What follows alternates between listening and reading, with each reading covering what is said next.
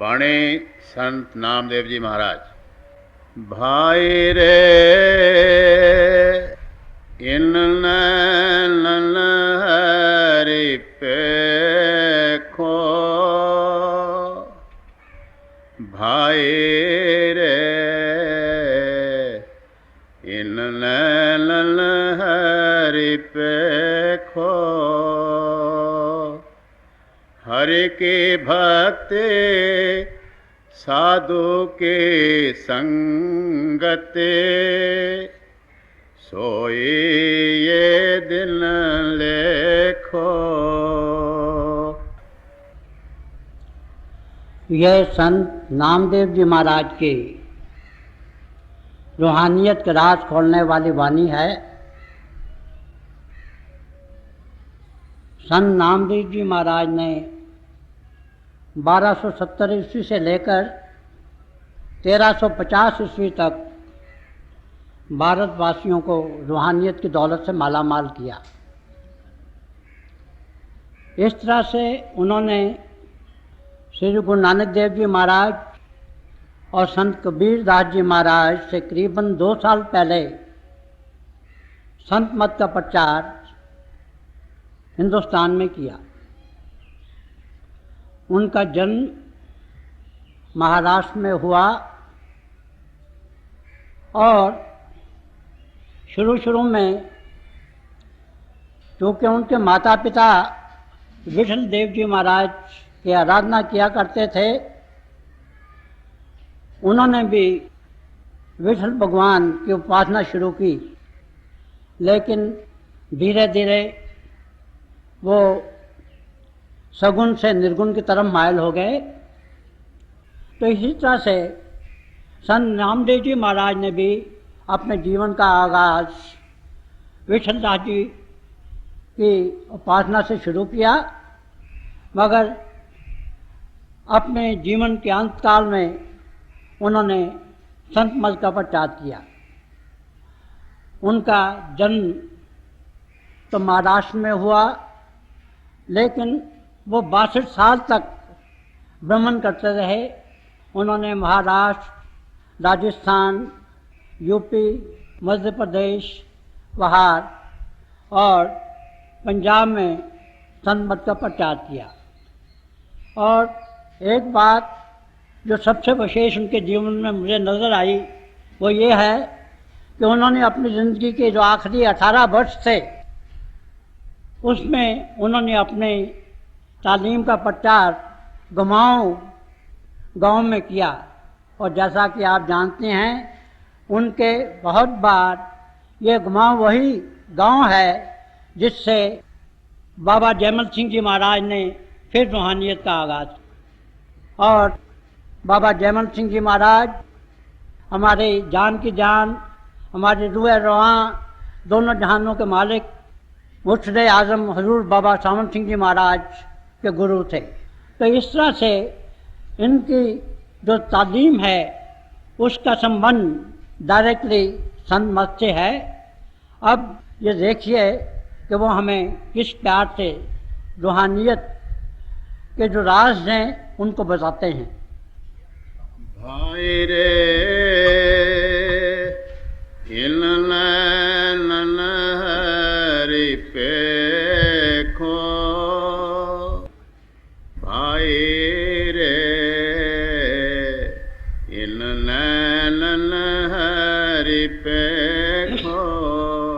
जब से ये संसार बना है तभी से संत, महात्मा, वली अल्लाह, गुरुदेव सब यही तालीम देते चले आए हैं कि ये जो मनुष्य जन्म है ये बड़े भागों से मिलता है। इसे नर नारायणी देह कहा गया है, इसे अशरफुल मखलूकात कहा गया है, इसे roof and crown of creation कहा गया है। मौलाना रूम ने फरमाया है कि बाद अज खुदा बुजुर्ग तो ही किस्सा मुख्तसर, कि अगर प्रभु के पास किसी का नंबर है तो वह हज़रत इंसान का है। और हमारे क्रिश्चियन भाई कहते हैं कि God made man after his own image, कि प्रभु ने इंसान को अपने नमूने पे बनाया है।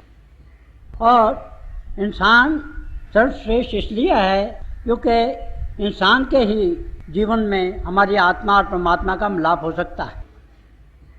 और संत महात्मा जी भी हमें बताते चले आए हैं कि जो हमारी इंसानी ज़िंदगी है, इसका सबसे बड़ा ध्येय ये है कि हम अपने आप को जानें और प्रभु को पहचानें।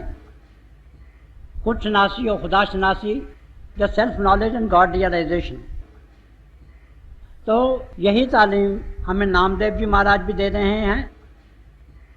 और यहाँ तक कहा गया है कि जब हज़रत इंसान को पैदा किया गया तो फरिश्तों को भी ये हुक्म हुआ कि वो इंसान को सजदा करें, क्योंकि अगर फरिश्तों को भी हमेशा की मुक्ति मंजूर हो तो उन्हें भी इंसान के कालिम में आना पड़ता है। और ये जो इंसानी हमें जिस्म मिला है, इसका बी ऑल और एंड ऑल यही है कि हम किसी सत्स्वरूप हस्ती के कदमों में पहुंचकर हम ऐसी स्टेज पे पहुंच जाए कि जहां हमारी आत्मा का और परमात्मा का मिलाप हो जाए। तो वो हमें यही तालीम दे रहे हैं कि ये जो हमारी ज़िंदगी है, इसका जो परम लक्ष्य है वो यही है कि हम भगवान को देखें। अब जो भगवान के देखने की बात है, उसके मुतल्लिक़ दो स्कूल्स ऑफ थाट हैं। एक स्कूल ऑफ थाट ये कहता है कि nobody has seen God in his absolute form and nobody will see him in that form, कि किसी ने प्रभु को अपने असली रूप में नहीं देखा और कोई असली रूप में उसे देखेगा भी नहीं। और ये बात भी सत्य है। और हमारे हजूर पुन्नूर संत कृपाल सिंह जी महाराज इसे बड़े लॉजिकल तरीके से समझाया करते थे। वो फरमाते थे कि भाई ये जो आखिरी मंजिल है, जो आत्मा और परमात्मा के मिलने की मंजिल है, उसमें कतरा समंदर में मिल जाता है, किरण सूर्य में मिल जाती है, फिर कौन देखेगा और किसे देखेगा। मगर जो दूसरा स्कूल ऑफ थॉट है वो यही कहता है कि हाँ, हम प्रभु को इसी जीवन में देख सकते हैं। एक सूफी ने कहा है कि मन खुदारा आशकारा दीदाम दर सूरते इंसान खुदारा दीदाम, कि मैंने प्रभु को ज़ाहिर ज़हूर देखा है और मैंने इंसान के जामे में खुदा को देखा है। क्योंकि जब भी प्रभु किसी वली अल्लाह, किसी संत सतगुरु के चोले में आता है तो वो जीता जागता खुदा होता है। इसी तरह से गुरु नानक साहब ने कहा है कि नानक का पातशाह दिसे ज़ाहरा। और बुल्ले शाह ने कहा है कि मौला आदमी बनाया है। पंचम पातशाह ने फरमाया है कि हरजू नाम पढ़ो रामदास। और इसी तरह से जब शरीयत का दौर दौरा रहा है तो यही बात संतों ने कही है, सूफियों ने कही है, मगर थोड़े अंदाज को बदल कर उन्होंने ये कहा है कि बंदगाने खुदा खुदा न बाशिंद, लेकिन जो खुदा जुदा न बाशिंद, कि प्रभु के जो बंदे हैं वो खुदा तो नहीं होते हैं, लेकिन हाँ, वो खुदा से जुदा भी नहीं होते हैं। बात तो एक ही है, कहने का अंदाज जो है वो मुख्तलिफ है। और इसीलिए हमें संत नामदेव जी महाराज ये कह रहे हैं कि भाई ये जो जन्म मिला है, इसमें आप प्रभु को देखें, उसकी ज्योति को देखें। अब प्रभु का जो देखना है ये भी दो प्रकार का देखना है। एक तो हम इन आँखों से प्रभु को देखते हैं और वो प्रभु की वो फॉर्म है जो सतगुरु की फॉर्म है।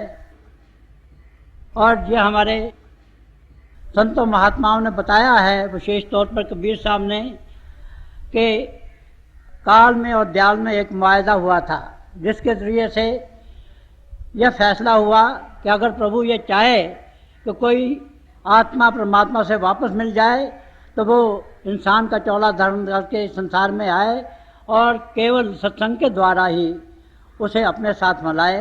वो यहाँ आके कोई शोभा नहीं करे, कोई यहाँ आके वो मिरेकल नहीं करे।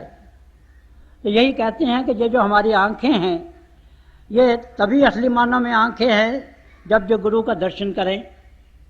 और ये जो गुरु का दर्शन करना है, इसके माने यही हैं कि हम अपने गुरु के, अपने मुर्शिद के, अपने मास्टर के रूबरू बैठें, हम उसके मस्तिष्क में देखें, उसकी आंखों में देखें, उसके चेहरे पे देखें और उनमें हम गुम हो जाएं। असली जो दर्शन करने हैं वो यही है कि हम उसके रूबरू बैठें और हम उसमें खो जाए, हमें यह खबर नहीं रहे कि हमारे दाएं कौन बैठा है, बाएं कौन बैठा है, आगे कौन बैठा है, पीछे कौन बैठा है। मेरा एक शेर है कि मैं तो हो जाता हूँ गुम जलवाए जानाना में, दोस्त बता कैसा है वो तूने तो देखा होगा। क्योंकि जो प्रभु का बंदा होता है, जो प्रभु का आशिक होता है, उसका चाहने वाला होता है, उसका प्रीतम जो होता है, वो तो उसमें खो जाता है। और ये जो रूहानियत का मार्ग है, ये खो जाने का मार्ग है। और जिसने अपने आप को खोया है, असल में उसी ने अपने आप को पाया है। तब वो हमें जो बता रहे हैं कि ये जो हमारे आँखें हैं, इनका मकसद यही है कि हर वक्त अपने पिया को देखते रहें, अपने प्रीतम को देखते रहें, अपने महबूब को देखते रहें। इसीलिए हज़रत बहू ने ये कहा है कि मैं जो चाहता हूँ कि मेरे जिस्म के जितने रोम हैं वो सब आँखें बन जाएं, और ऐसी एक आँख की और हज़ारों आँखें बन जाएं, ताकि मैं हर वक्त अपने महबूब को, अपने प्रीतम को, अपने सद्गुरु को, अपने मुर्शिद कामिल को तकती लगा के देखता रहूं। तो ये तो है बाहर का गुरु को देखना, उसमें खो जाना। और जब उसमें खो जाते हैं हम, तो तभी उसका तसव्वुर हमारा पक्का होता है। और दूसरा जो प्रभु का देखना है, वो अंतर में प्रभु को देखना है, वो अंतर की आंखों से प्रभु को देखना है। हमारे मुर्शिद आज़म हज़ूर बाबा सावन सिंह जी महाराज बड़ी खूबसूरती से ये बयान किया करते थे कि सच्चा जो मुर्शिद होता है वो हमारी अंतर की आंखें खोल देता है ताकि हम प्रभु के जलवे देख सकें। वो हमारे अंतर के कान खोल देता है ताकि हम हमारे अंतर जो हर वक्त नगमा जारी और सारी है, जो शब्द हो रहा है, जो हरि कीर्तन हो रहा है, हम उसके सुनने वाले बन जाएं। तो ये कहते हैं कि इस ज़िंदगी का जो ध्येय है वो यही है कि हम किसी महापुरुष के चरणों में पहुँचें। और हकीकत तो ये है कि हम महापुरुष के चरणों में नहीं पहुँच सकते हैं, वो खुद ही हमें अपने चरणों में बुलाता है। क्योंकि तसव्वुफ़ का ये एक असूल है बुनियादी कि इश्क अव्वल दर दिल माशूक पैदा मीशवद, कि जो प्रेम है पहले गुरु के दिल में उत्पन्न होता है, वो अपनी प्रेम की शुआएं भेजता है और अपने देशवी प्यार के धागे में बांधकर हमें अपने चरणों में ले आता है।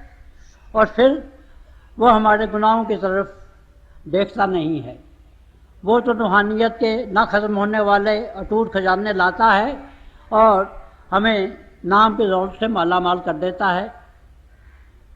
वो हमें जीते जी मरने की विद्या सिखा देता है और हमें जिस्म और जिस्मानियत से ऊपर ले आता है, जहाँ हमें अपने गुरु के दिव्य स्वरूप के दर्शन होते हैं। और वहाँ से ऊपर की जितनी मंजिलें हैं उसमें पहले हम गुरु के दिव्य स्वरूप के दर्शन देखते हैं, फिर उसके ऊपर गुरु भी शब्द स्वरूप हो जाता है और जो हमारी सोच है वो भी शब्द स्वरूप हो जाती है। तो यही बता रहे हैं कि हमारी ज़िंदगी का जो ध्येय है वो यही है कि हम अपने गुरु के दर्शन करें, बाहरी आंखों से भी उनके दर्शन करें और गुरु की कृपा से हमारी अंतर की आंखें खुल जाएं और उससे भी हम गुरु के हर वक्त दर्शन करते रहें। हरि के भक्त साधु के संगत, सोई ये दिन लेखो। आप जो बताते हैं कि जो हमें ये ज़िंदगी मिली है, इसका एक एक जो क्षण है यह बड़ा अमूल्य है, बड़ा बेशकीमत है। तो आप कहते हैं कि ये ज़िंदगी में दो चीज़ें हैं वही हमारे काम की हैं, एक तो हरि की भक्ति और दूसरी किसी महापुरुष की संगत। अब हरि की भक्ति क्या है? हमारे हजूर पुन्नूर संत कृपाल सिंह जी महाराज ये हमें बताया करते थे कि जो हरि की भक्ति है वो नाम की भक्ति है। और नाम क्या है?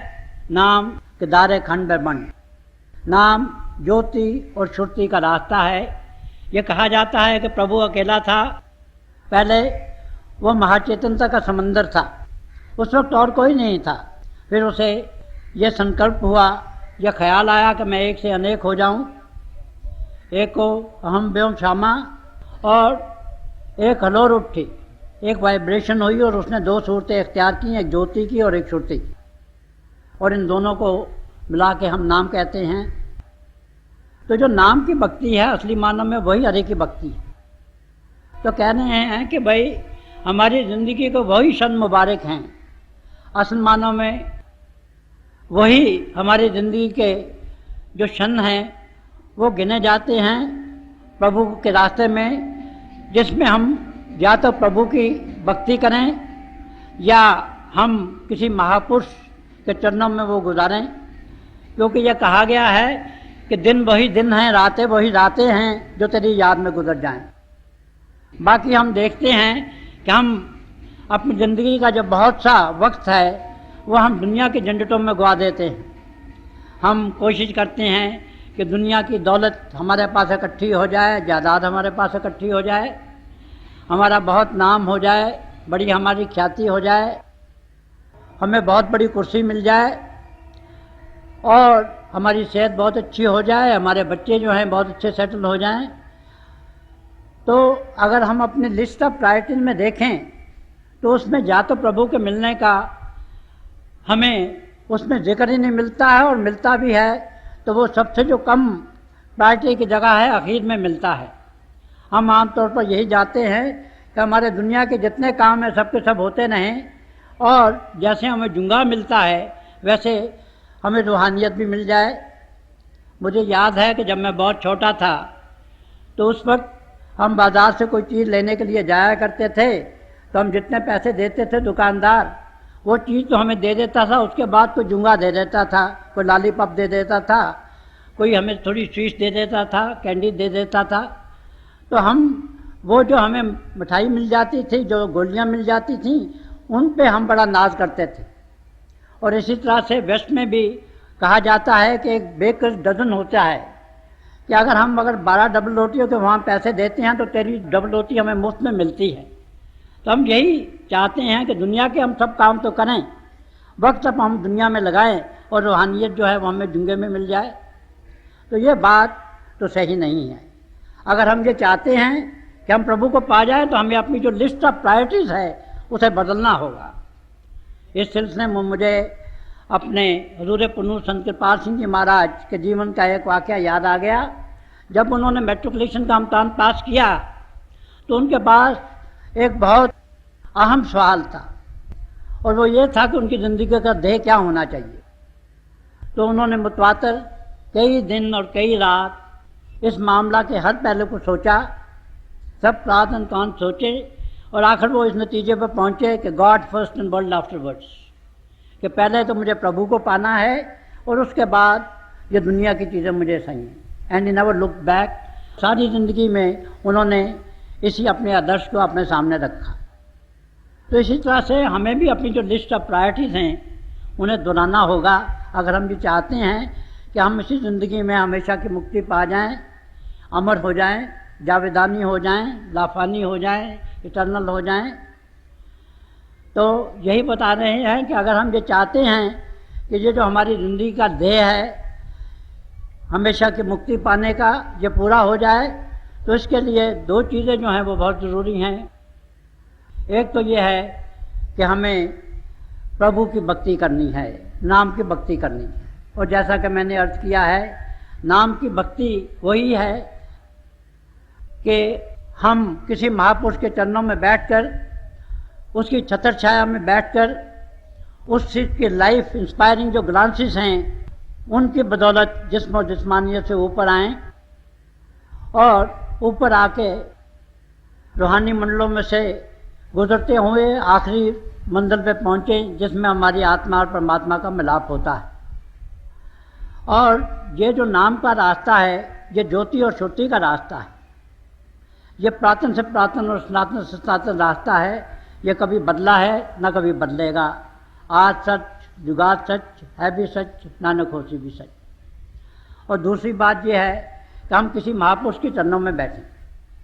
अब महापुरुष के चरणों में बैठने की रूहानियत में बहुत बड़ी अहमियत है।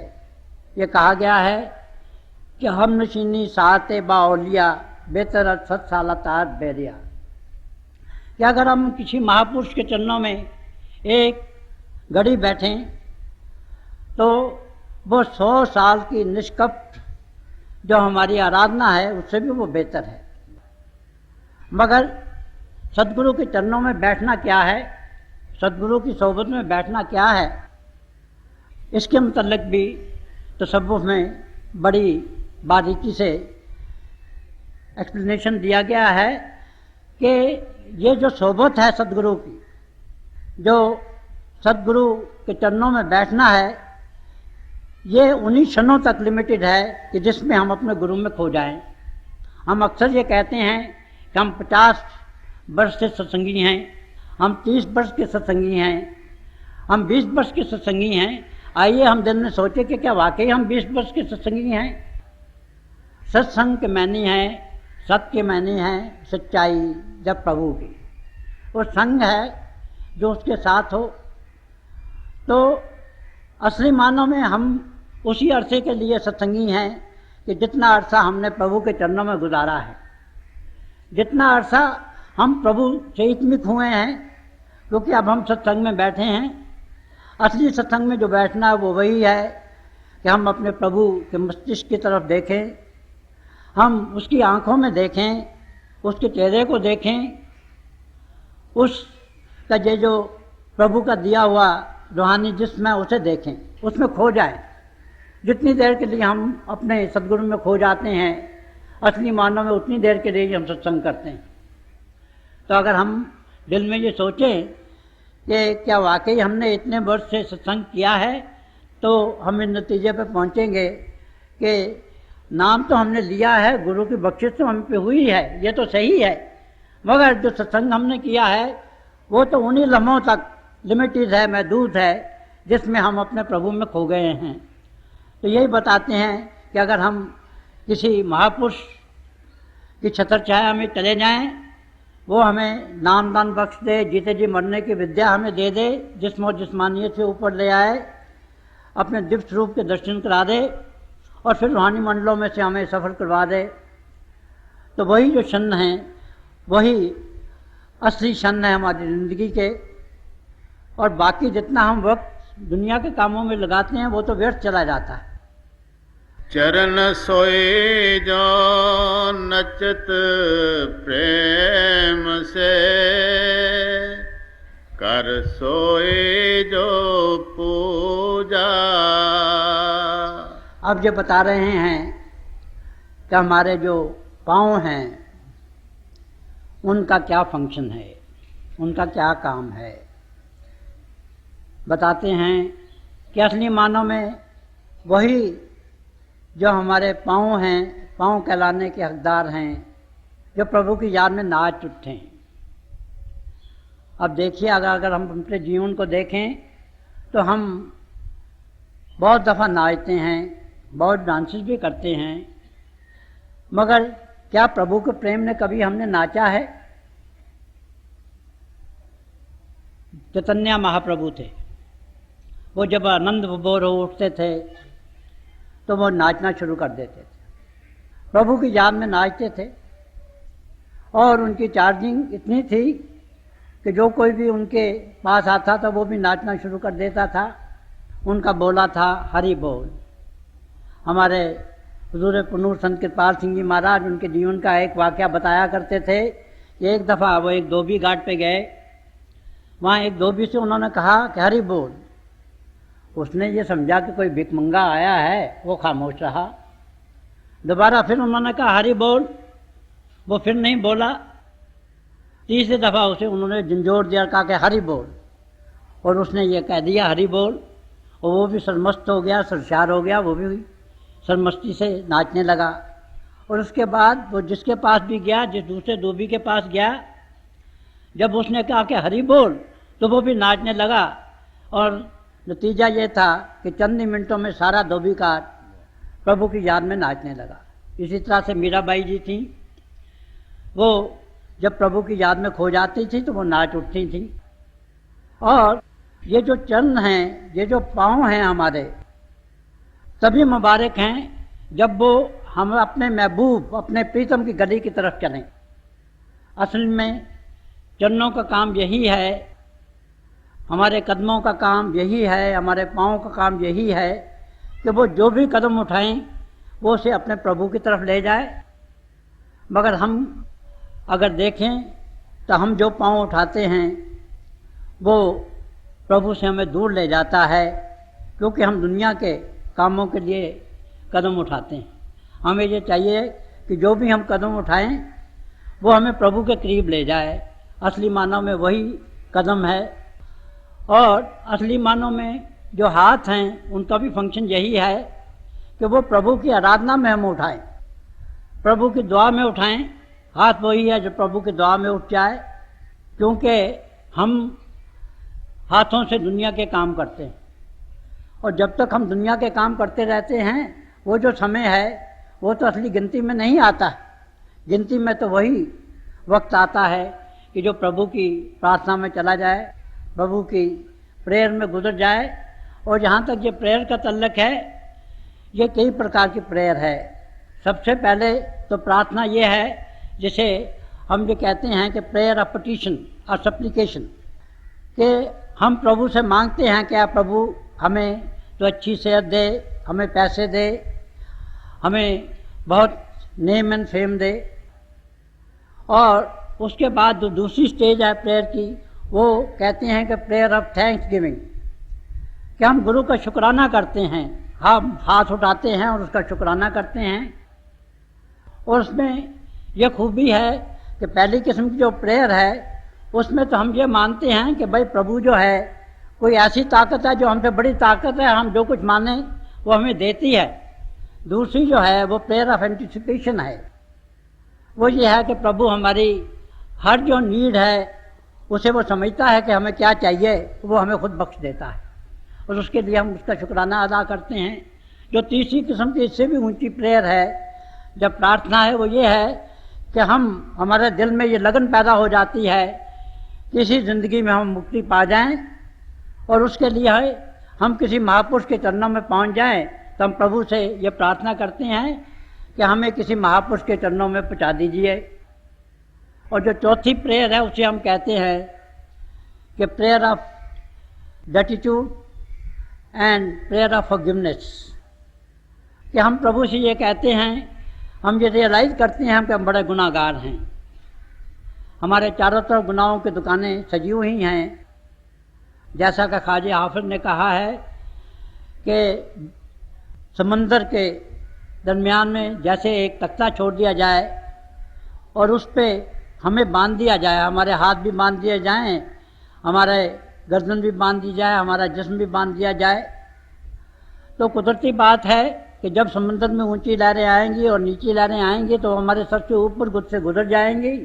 मगर प्रभु की ये एक अचरज लीला है कि एक तरफ तो वो हमें एक तख्ते से बांध कर समंदर पे छोड़ देता है और फिर हुक्म होता है कि दामन तरम कुन होशियार बाश, कि देखो तुम्हारे कपड़े कहीं गीले नहीं हो जाएं।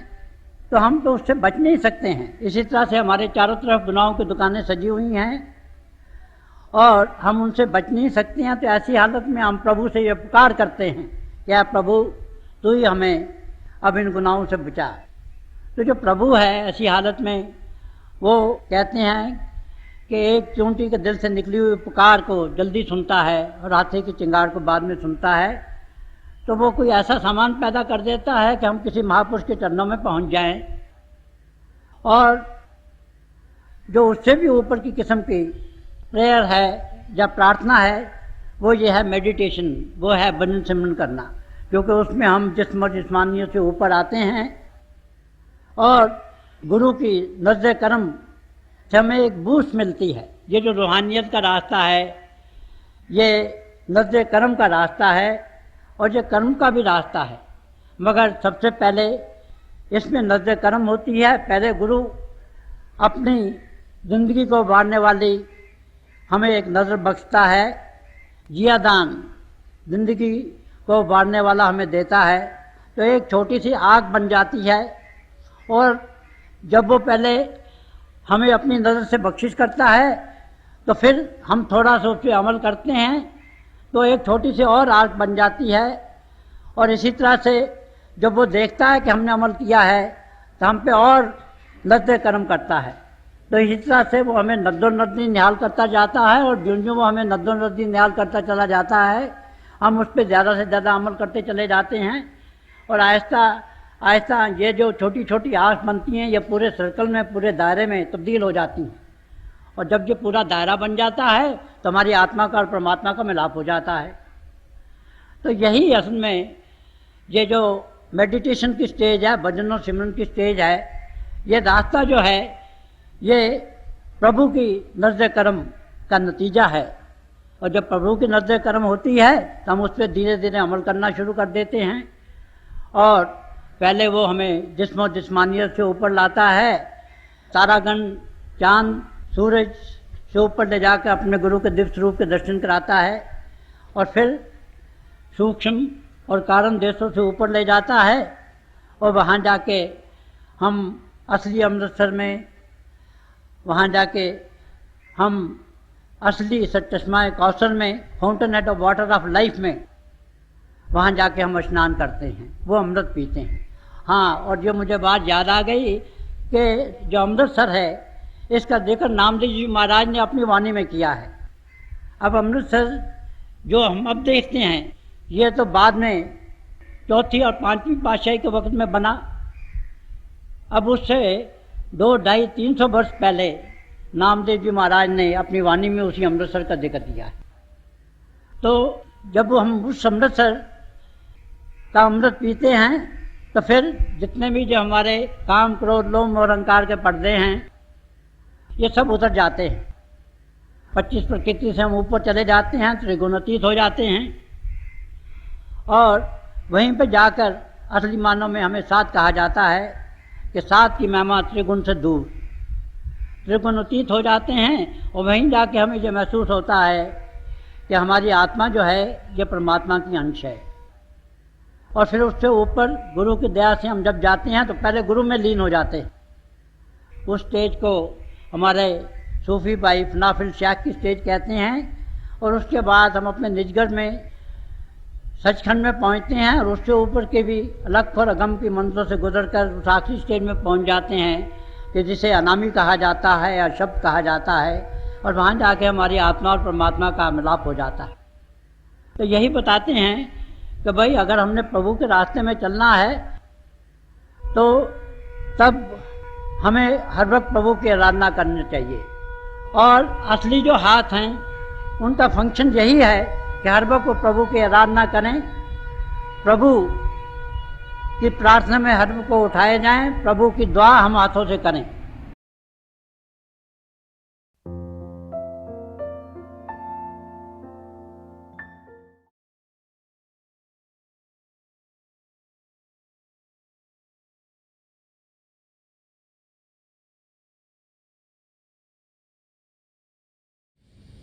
प्यारे भाई और बहनों, हम सब अभी दयाल पुरुष दर्शन सिंह जी महाराज का सत्संग सुन रहे थे। ये हमारी खुशकिस्मती है कि ऐसे महापुरुषों के वचन हमें सुनने को मिलते हैं। बार बार संदर्शन सिंह जी महाराज में यही याद कराया करते थे कि प्रभु प्रेम से भरपूर हैं, और प्रभु को पाने का रास्ता भी प्रेम का रास्ता है। प्रभु का प्रेम हम सबके अंदर बसा हुआ है। जब हमारा नज़रिया बदलता है, जब हम बाहर की दुनिया से ध्यान हटाकर अंदर की दुनिया में बढ़ते हैं, तो फिर हम प्रभु के प्रेम की झलक को पा लेते हैं। और जितना ज़्यादा ध्यान अंदर की दुनिया में करेंगे उतना ही प्रभु के प्रेम के रंग में हम रंगे जाएंगे। थोड़ी देर के लिए आप सब अभ्यास के लिए बैठ जाएं। मेरी पिता परमेश्वर के चरण कमलों में, और जो पिछले संचय के महापुरुषों हैं हजूर बाबा सावन सिंह जी महाराज, परम संत कृपाल सिंह जी महाराज और दयाल पुरुष दर्शन सिंह जी महाराज के चरण कमलों में यही प्रार्थना है कि जो जो हम सबके लिए बेहतर हो वही हमारी ज़िंदगी में ढले।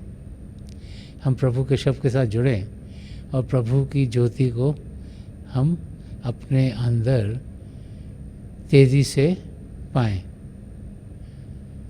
थोड़ी देर में मैं आपको इस अभ्यास से उठाऊँगा, और मेरी शुभकामनाएं आप सबके साथ हैं।